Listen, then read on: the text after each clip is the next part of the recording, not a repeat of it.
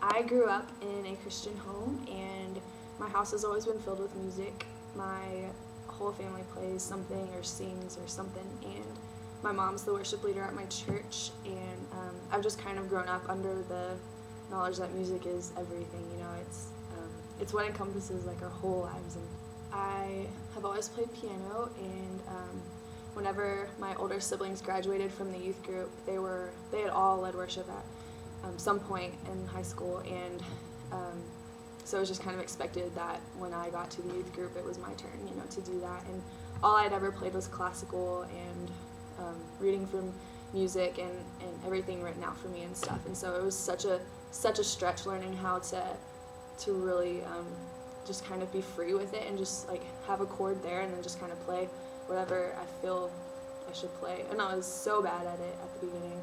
It was awful, and I hated it, and I never wanted to do it. But as I kind of went on, and my youth leader would never let me quit, and she always made me practice and learn a lot. And when I'd be like, okay, we can just do 2 songs tonight, she'd be like, no, we're going to do 4. And so I just got pushed to be better, and eventually got more comfortable and just really grew to love it by the time I was a senior in high school.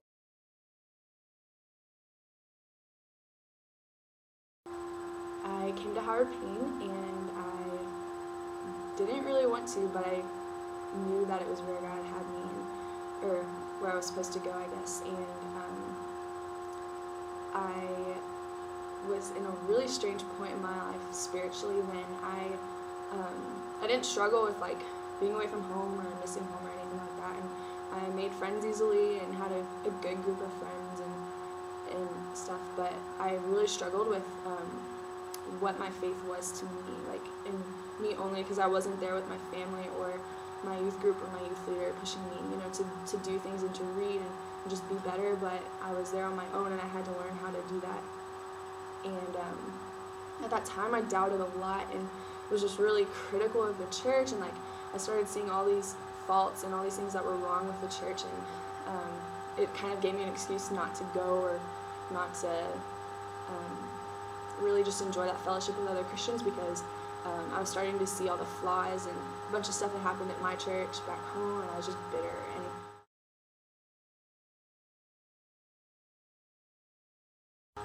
then one night I went to Genuine with a group of friends, and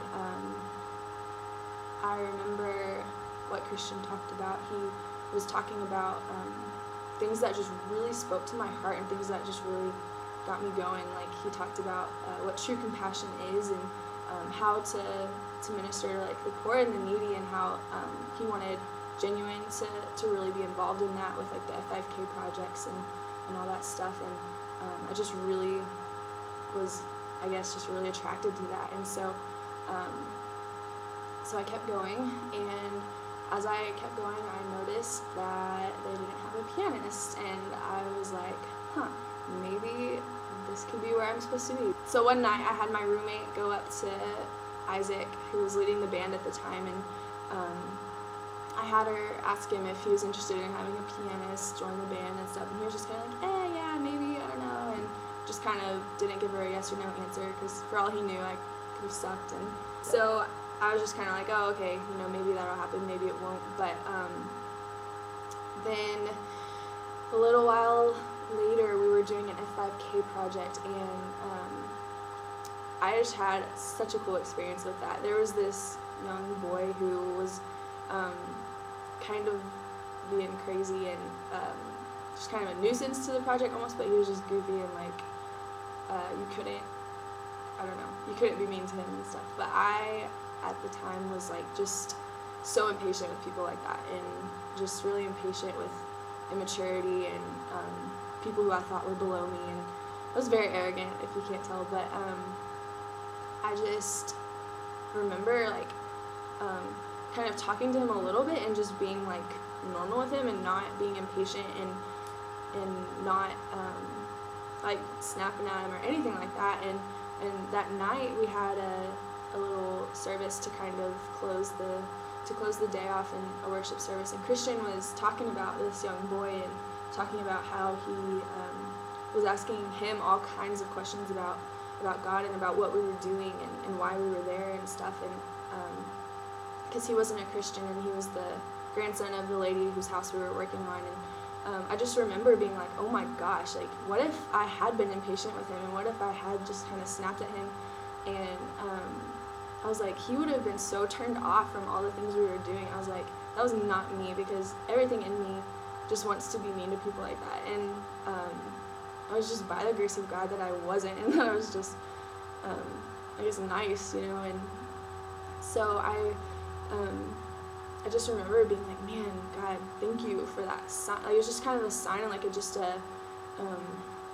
don't know what's the word, like a confirmation that it was what I needed, where I needed to be, and like that he was showing himself to me. And it was such a small little confirmation, but it was just so good.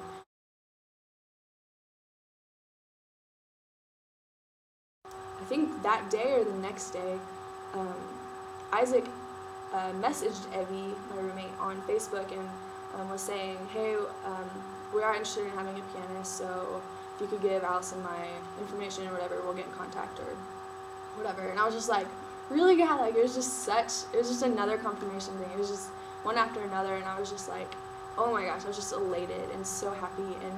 And we ended up getting together, and he found out that I guess I didn't suck, so he let me be in the band, and I played with them. I just played piano. I didn't sing or anything that first semester, and every now and then I'd have the chance to if Laura was out or something, but it just kind of, it was just so fun. I don't know. Then we moved to Coggin, and every now and then Isaac would let me lead and actually like pick songs for the week and lead the night, and I was terrified because there's so many people, and it just really stretched me. And then he told me that summer that he wasn't going to be playing anymore, and that I was going to be leading it and be in charge of everything and all that good stuff. And I was just like, oh my gosh, like, and thinking back on all of those things, like how far God brought me from totally sucking at piano and totally not being able to lead, and how I hated it and I didn't even like it, and then learning how to appreciate people worshiping and be able to understand that I have the best view of the house that night. You know, on Sunday nights, like, I would not trade that for anything. Like, being able to see people just worship and truly be free, and I don't know, it's just such a beautiful thing. And I don't know, it's just been so cool to work with Genuine, and especially when I thought that I'd be leading worship for, you know, a group of like 10 people, and knowing that sometimes it's up to 100, and it's just crazy to see how God works and where He's brought me. So